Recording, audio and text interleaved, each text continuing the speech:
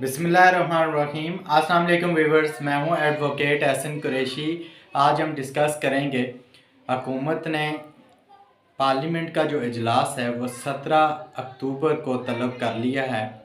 इससे पहले 18 अक्टूबर का प्रोग्राम था गवर्नमेंट का कि असम्बली पार्लियामेंट का इजलास तलब किया जाए और जो 26वीं आइनी तरमीम है उसको असम्बली से उसको पार्लियामेंट से पास करवा लिया जाए। क्या गवर्नमेंट का और फजल रहमान साहब का कोई पैचअप हो गया है?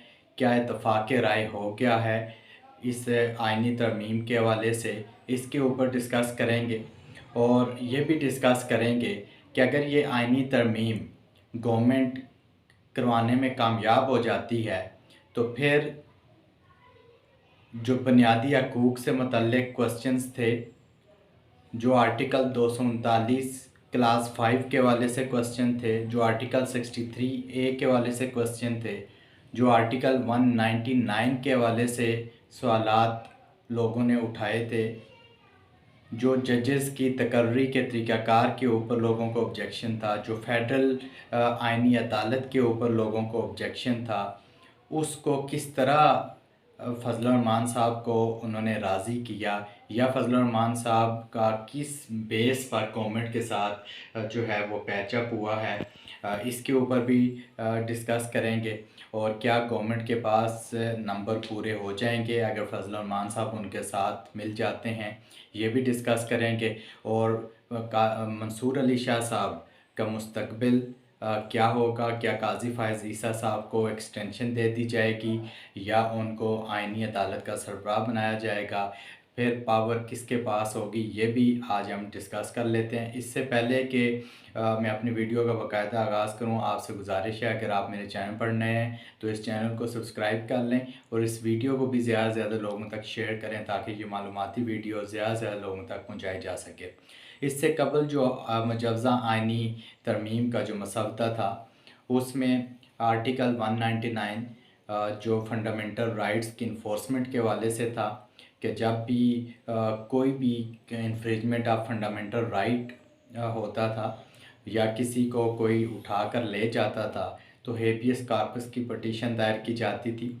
आर्टिकल 199 के तहत हाई कोर्ट्स के पास इख्तियारात थे कि वो मुतलका अथॉरिटी से, गवर्नमेंट से किसी शख्स की बाजियाबी के लिए उसको डायरेक्शन दे सकती थी, चाहे वो फ़ौज का अदारा हो, इंटेलिजेंस का कोई भी अदारा हो, वो उनसे रिपोर्ट मांग सकती थी। ये जो मुजवज़ा आइनी तरमीम होने जा रही है इसके अंदर आर्टिकल 199 के तहत वो जो पावर है हाई कोर्ट की उसको ख़त्म कर दिया गया है। उसके साथ साथ जो दूसरी जिस पर ऑब्जेक्शन किया जा रहा था कि आर्टिकल 239 क्लास 5 में तरमीम की जा रही है कि जिसके तहत कोई भी एक्ट ऑफ पार्लियामेंट है, कानून साजी अगर हो जाती है तो उसको कहीं भी चैलेंज नहीं किया जा सकता, चाहे वो आइन से मुतसादम ही क्यों ना हो, किसी जगह उसको चैलेंज नहीं कर सकते। ना किसी सुप्रीम कोर्ट में ना हाई कोर्ट में कहीं भी उसको चैलेंज नहीं किया जा सकता। इसके ऊपर बहुत रिजर्वेशंस थी। उसके अलावा जो आर्टिकल 63 है उसको ख़त्म किया जा रहा था, उसके ऊपर भी रिजर्वेशन थी लोगों की कि एक हॉर्स ट्रेडिंग का जो रास्ता है वो खोल दिया जाएगा। इसके अलावा जो प्राइम मिनिस्टर सदर को एडवाइस करता है किसी मामले पर तो उस एडवाइस को किसी भी कोर्ट के अंदर चैलेंज नहीं किया जा सकता, चाहे वो किसी किस्म की भी एडवाइस क्यों ना हो, इसके ऊपर भी ऑब्जेक्शन था।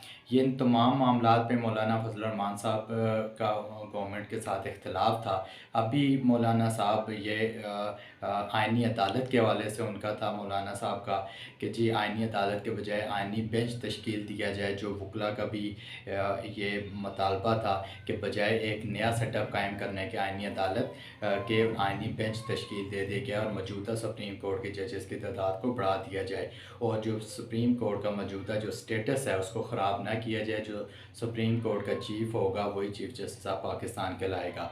सो अभी तक डेडलॉक मौजूद है, ताहम खसूसी कमेटी का, पार्लियामेंट की खसूसी कमेटी का इजलास कल तलब कर लिया गया है।